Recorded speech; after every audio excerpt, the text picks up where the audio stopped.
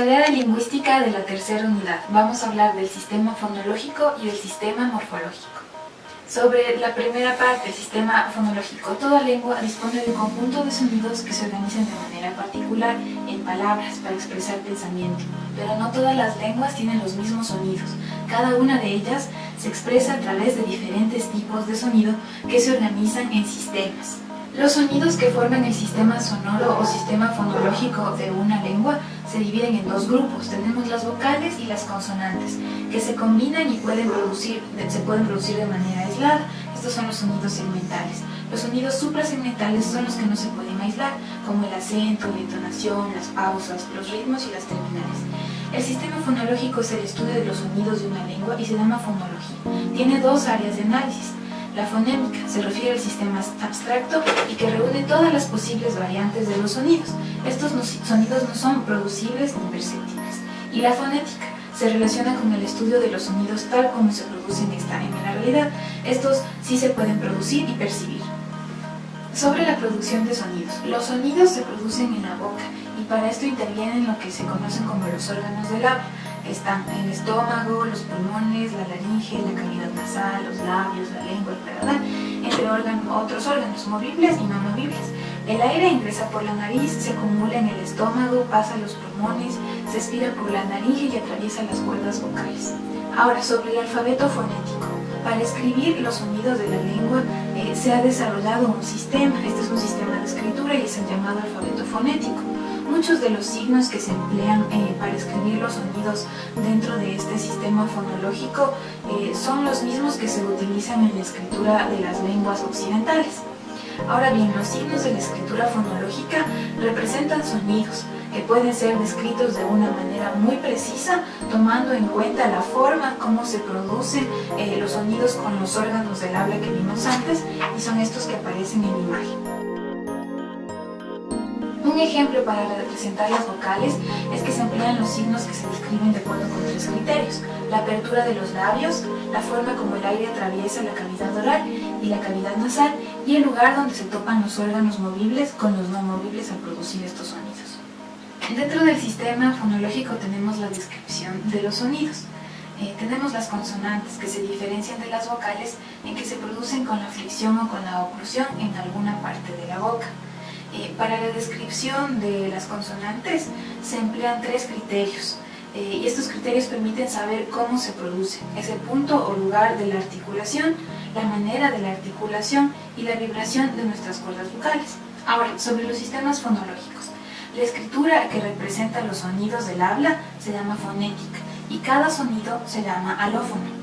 Un alófono entonces es la unidad de sonido más pequeña que se conoce y sirve para identificar las diferencias de pronunciación. Cada forma de pronunciación de un sonido es un alófono. Un ejemplo de esto sería que tenemos diferentes pronunciaciones para la palabra llama, como llama, llama, llama o llama. Para representar un alófono se usan los corchetes. En cambio, para representar un fonema, las unidades más pequeñas del significado, se usan las barras. A su vez, para escribir un fonograma, que es de escritura ortográfica, se usan las comillas. Estas son las reglas para la escritura fonológica. Los componentes de un sistema fonológico. Tenemos los sonidos vocálicos, también los sonidos consonánticos y la entonación. Dentro de este, acento, ritmo, terminales, niveles o tonos, volumen y el timbre de la voz. ¿Cómo se define un sistema fonológico entonces? Es aplicable a las lenguas de tradición oral, es decir, las que han mantenido la lengua oral como único medio de comunicación. Los estudios fonológicos entonces pueden servir para fortalecer las lenguas ágrafas, sus mecanismos de información y de transmisión de la comunicación y asimismo acceso al conocimiento. Para crear el sistema se necesita identificar los sonidos que produce la mayor parte de la gente que habla este idioma. Un ejemplo de esto sería el quichua. Para ello se necesita un corpus o listado de las palabras, un muestreo, obtención de datos representativos y la transcripción o traducción al papel de los datos para el análisis de la información. En el análisis de la información es donde se va a producir la definición del sistema fonológico. Las variantes dialectales pueden definirse en base a los criterios como los siguientes. tenemos la variación libre. Esta corresponde a la producción de diversos tipos de sonido y varía de acuerdo con cada persona y con las regiones también. Las variantes condicionadas son los sonidos que cambian debido a la influencia de otros sonidos. Tenemos la identificación de fonemas, la distribución de los mismos, pues pueden existir varias formas de expresión del mismo fonema, y también pares mínimos o identificación de palabras en las que cambia un solo sonido. Acabamos de ver el sistema fonológico, ahora vamos con el sistema morfológico. La morfología es el estudio de la forma de la palabra y su composición. Sin embargo, también para realizar un estudio completo debe incluir el estudio del significado. Ahora bien, la palabra. La palabra es una expresión lingüística que tiene un significado o un conjunto de significados. ¿Y cómo la reconocemos? Porque se la puede producir de una manera aislada. Un ejemplo, en la lengua quichua, por ejemplo, existen palabras mucho más largas que en el español, porque se trata de una lengua conocida como aglutinante. Tenemos la palabra sisacucuna, florecitas. La unidad de análisis de la palabra es el morfema. ¿Qué es el morfema? Tenemos que cada palabra o parte de la palabra que tiene significado se llama morfema. Es entonces la unidad más pequeña de la lengua que tiene un significado. Se representa con llaves. Un ejemplo de esto sería intratable. Intratable vendría a ser no posible de trato. Los morfemas entonces se analizan de acuerdo a su composición interna, su relación con otros términos y también con la función que cumplen en la lengua. Sobre su composición, se considera la existencia de raíces, morfemas libres, ligados y también radicales. Las raíces son las palabras o parte de las palabras que tienen el mayor significado.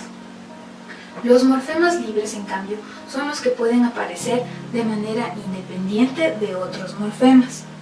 Ahora, sobre los morfemas ligados, son los que aparecen solo unidos a la raíz y no pueden darse de manera libre.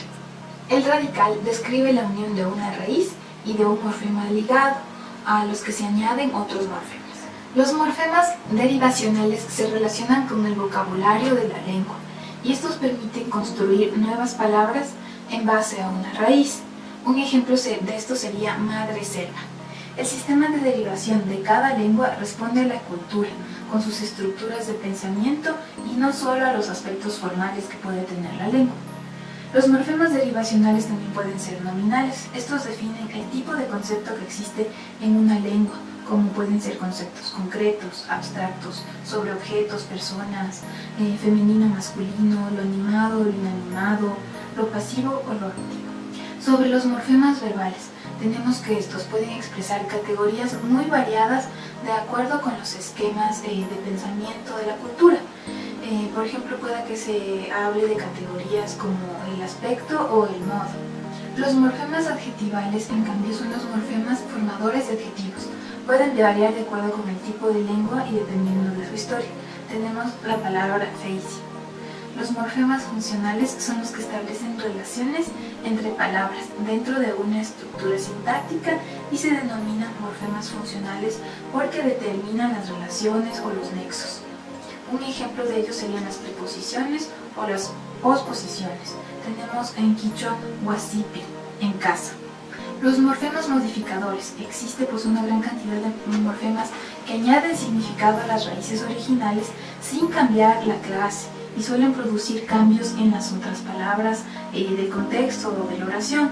Un ejemplo es si usamos un nombre plural que va a cambiar el verbo y va a cambiar las otras palabras. Entonces estos serían de género, de cantidad, de tamaño, tiempo, también aspecto y forma.